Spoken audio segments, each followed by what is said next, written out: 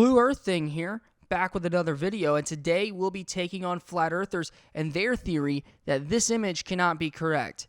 The image you see in front of you is an image taken by the DSCOVR Satellite in 2015, commonly referred to as Earth and Moon.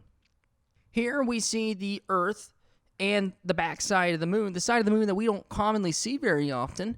This image was taken from approximately 1.5 million kilometers away from Earth, and what flat earthers believe is that the proportions between the Earth and the moon cannot be correct.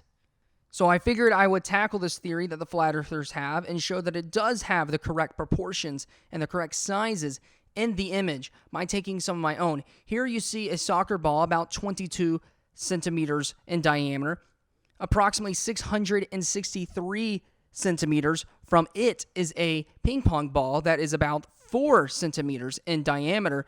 This is a 1 in 57,918,182 scale model of the Earth and its moon, to give you any kind of idea of how far away the two objects are. And even further down the line would be the DSCOVR Satellite, which is represented by my camera.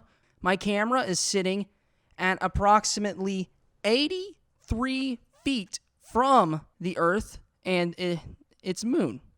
These are the images that I took. As you can see, they clearly add up with the proportions from the original photo taken by the DSCOVR Satellite in 2015. The moon and the Earth can be seen in this way, in the same position, and they line up with the sizes from the original photograph.